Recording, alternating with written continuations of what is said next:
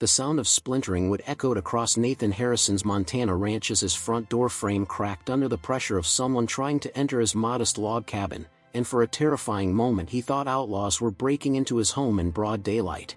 It was July 18, 1883, and Nathan had been expecting the arrival of his Petite mail-order bride, Catherine Mills, a delicate young woman whose letters had described her as perfectly suited for domestic duties and caring for his 8-year-old daughter Emma. Instead, what he witnessed through his kitchen window made him question whether his eyes were playing tricks on him in the harsh Montana sunlight. A woman of extraordinary height was attempting to enter his doorway, her head clearly striking the wooden frame as she tried to duck low enough to fit through the opening that had been built to accommodate average-sized people, not someone who appeared to tower over 6 feet tall. Nathan rushed to the front of his cabin, his heart pounding with confusion and disbelief as he realized that the woman struggling with his doorframe was apparently his intended bride, though she bore absolutely no resemblance to the modest, feminine companion he had been anticipating for months. At 34 years old, Nathan stood a respectable 5 feet 10 inches, making him taller than most men in Copper Valley, but the woman before him would clearly look down at him when they stood face to face. Her broad shoulders strained against a simple blue traveling dress that had obviously been tailored for someone with an unusually large frame, while her hands, visible as she braced against the doorframe, showed the calluses and strength that came from years of heavy manual labor rather than delicate needlework and cooking. "Ma'am, please be careful," Nathan called out, moving quickly to assess the damage to his doorframe while trying to process this unexpected turn of events. "Let me help you navigate this entrance." His natural politeness overcame his shock as he realized that regardless of the dramatic difference between expectation and reality, he was dealing with a guest who deserved courtesy and assistance rather than stares and questions. The woman straightened to her full imposing height outside his cabin, and Nathan had to tilt his head back slightly to meet her eyes, an experience that was entirely new for him and left him feeling oddly diminished despite his own solid build and confident nature. "Mr. Harrison, I presume," the woman said with a voice that carried the clear, strong tones of someone accustomed to being heard over distance and competing sounds. "I'm Catherine Mills, and I owe you an apology for the deception in my correspondence." Her admission was delivered with straightforward honesty that suggested she had been dreading this moment but was prepared to face the consequences of her misrepresentation with dignity rather than excuses. Nathan found himself staring into intelligent green eyes set in a face that, while undeniably feminine, possessed strong features that matched her impressive physical presence. Catherine's appearance challenged every assumption Nathan had made about feminine beauty and capability based on his correspondence with someone he had imagined as a diminutive, fragile woman who would need his protection and guidance in the harsh realities of frontier life. Her auburn hair was braided practically rather than styled decoratively, her complexion showed the healthy color of someone who spent time outdoors engaged in physical work, and her posture conveyed confidence and strength rather than the submissive demeanor he had expected from her letters. Even her luggage, visible beside the stagecoach that had delivered her, appeared more substantial and practical than the delicate belongings he had imagined a traditional domestic bride would bring to their marriage. "Miss Mills," Nathan managed to say, his mind racing as he tried to reconcile the reality before him with months of carefully constructed expectations based on their written correspondence. "Your journey must have been difficult, and you're welcome in my home regardless of any misunderstandings about our arrangement." His response surprised even himself, as his natural sense of fairness overrode his shock and disappointment. The truth was that Catherine's imposing presence, while completely unexpected, carried an undeniable dignity that commanded respect rather than rejection. 8-year-old Emma Harrison appeared in the doorway behind her father, her curious blue eyes widening with amazement as she took in their extraordinary visitor. Emma Harrison stepped out from behind her father, her 8-year-old curiosity overcoming any initial surprise as she craned her neck to look up at the remarkable woman who towered above both of them like a gentle giant. "Papa, she's really tall," Emma observed with the honest directness that only children could manage without causing offense. "Are you going to be my new mama?" Her innocent question cut straight to the heart of the situation that all three adults were carefully dancing around, forcing Nathan and Catherine to confront the immediate practical question of whether their arrangement could survive such a dramatic disconnect between expectation and reality. Catherine knelt down carefully to bring herself closer to Emma's eye level, her movements graceful despite her imposing size as she studied the little girl's face with genuine warmth and interest. "Hello Emma," she said softly, her strong voice gentling automatically when addressing the child. I was hoping very much to meet you, though I suspect I'm not quite what your father was expecting when he invited me to visit your home." Her honesty with the child showed a refreshing lack of pretense, acknowledging the obvious situation without making it seem frightening or problematic for Emma's young understanding. At 26 years old, Catherine had spent her entire adult life being the tallest person in nearly every room she entered, and she had learned to read the mixture of fascination, discomfort, and sometimes fear that her unusual stature created in others. What surprised her about Nathan's reaction was the absence of the immediate rejection or mockery she had experienced from other men who felt threatened or emasculated by her physical presence. Instead, she saw confusion and disappointment, which she had expected, but also genuine concern for her comfort and well-being that suggested a character strong enough to look beyond surface appearances. Nathan watched the interaction between Catherine and his daughter with growing appreciation for the newcomer's sensitivity and natural ease with children. Emma, who had been motherless for 3 years since her mother died in a riding accident, responded immediately to Catherine's gentle attention and honest communication. "Can you reach things on really high shelves?" Emma asked with practical curiosity. "Papa has to use a ladder to get things from the top of our pantry, and sometimes he grumbles about it." Her observation drew a smile from Catherine, who was accustomed to being valued primarily for her ability to perform tasks that required exceptional height or strength.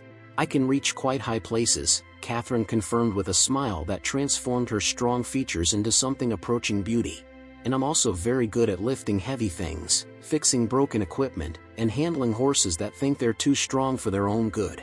Her casual mention of abilities that most frontier wives couldn't provide gave Nathan his first glimpse of how Catherine's unusual attributes might actually prove advantageous rather than simply unexpected. His ranch operations frequently required tasks that challenged his physical capabilities, and he had been managing alone since losing his wife, with only occasional help from neighboring ranchers.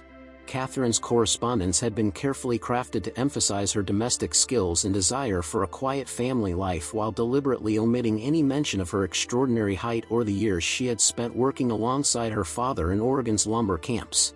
She had learned to cook for crews of 20 men, repair heavy machinery, and handle draft horses that weighed over a ton each, but she had also learned that most men found such capabilities intimidating rather than attractive. Her letters to Nathan had focused on her genuine desire to care for children and create a warm home environment, skills she possessed alongside her more unusual abilities.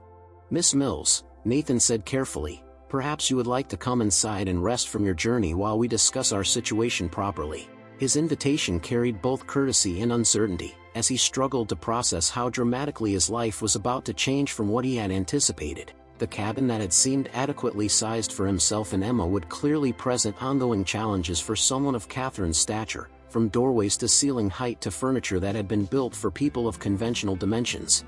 Catherine rose to her full impressive height, once again requiring Nathan to look up to meet her eyes, a physical dynamic that challenged traditional notions of masculine authority and feminine submission. Inside Nathan's cabin, Catherine was forced to duck slightly to avoid hitting her head on the wooden beams that crossed the ceiling, a constant reminder of how dramatically she differed from the petite bride he had been expecting. Nathan watched with growing awareness of the practical challenges her size would present in a home designed for average height inhabitants, from the kitchen counter that would force her to stoop uncomfortably to the bedroom doorway that would require careful navigation. Yet there was something graceful about the way Catherine adapted to these obstacles, moving with practiced efficiency that suggested years of experience in spaces not built to accommodate her unusual stature. "Mr. Harrison," Catherine said as she settled carefully onto a wooden chair that creaked under her substantial frame, "I need to explain why I misrepresented myself in our correspondence, and I want you to understand that deception was never my intention." Her straightforward approach impressed Nathan, who had been bracing himself for excuses or emotional manipulation.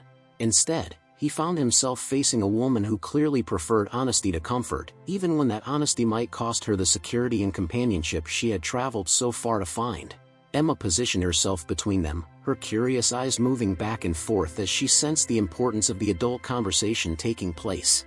Catherine's explanation revealed a life shaped by physical difference and social rejection that Nathan had never imagined possible. She described growing up as the only daughter of a lumber camp foreman in Oregon, reaching her full height of 6 feet 2 inches by age 16 and discovering that her size made her unmarriageable in conventional terms. "Most men either found me freakish or threatening," she said matter-of-factly.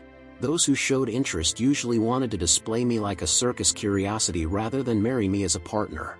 Her words carried the weight of years of disappointment and loneliness that Nathan recognized from his own experience of isolation on the frontier.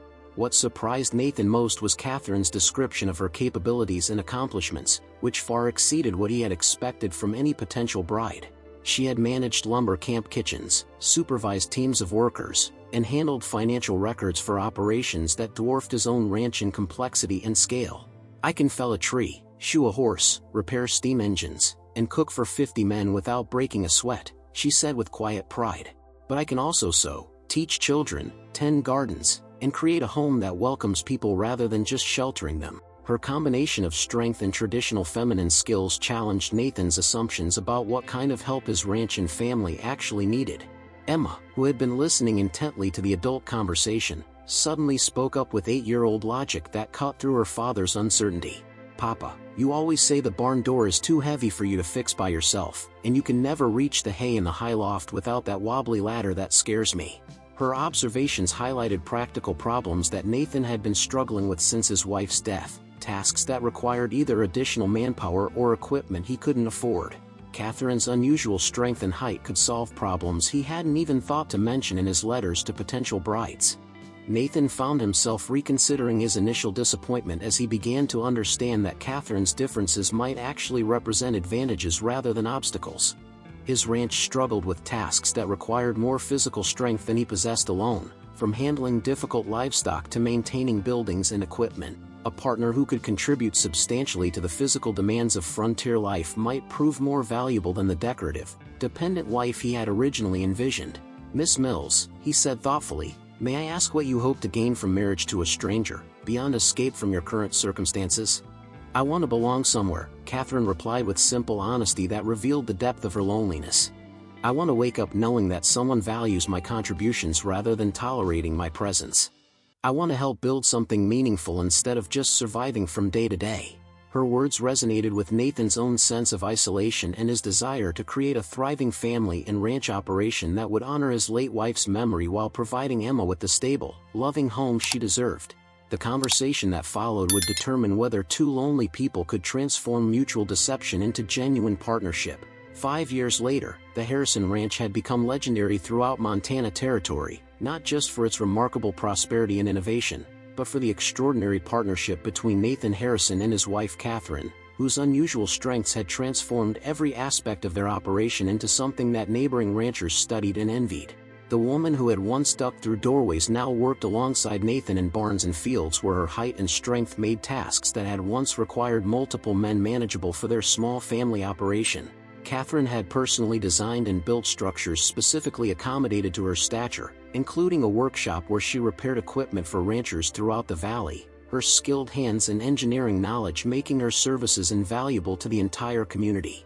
Emma, now 13 years old, had grown into a confident young woman who took enormous pride in having the most capable and remarkable stepmother in the territory. Catherine had not only provided the maternal guidance Emma desperately needed after losing her birth mother, but had also taught her practical skills that most frontier girls never learned, from advanced mathematics and bookkeeping to mechanical repair and livestock management.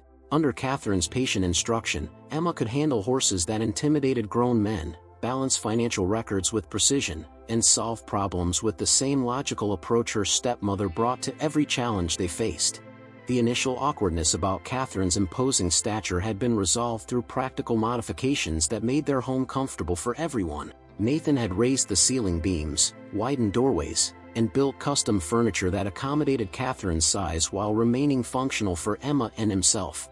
The changes had not only solved immediate problems but had made their home more spacious and welcoming for visitors, turning what might have been an obstacle into an advantage that enhanced their family's comfort and social standing within the community. Catherine's reputation had evolved from curiosity to deep respect as neighboring ranchers discovered that her unusual capabilities could solve problems they had struggled with for years.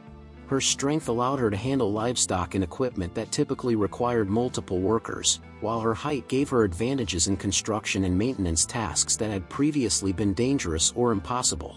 More importantly, her intelligence and analytical approach to problem-solving had introduced innovations that increased productivity and profitability throughout the valley, making her a valued consultant as well as a reliable neighbor. Nathan's initial disappointment about receiving a bride who didn't match his expectations had transformed into profound gratitude for a partner whose abilities far exceeded anything he had dared to hope for in his original correspondence. Catherine's contributions to their ranch operations had doubled their income and tripled their land holdings, while her loving relationship with Emma had created the warm family atmosphere he had desperately wanted but hadn't known how to achieve alone.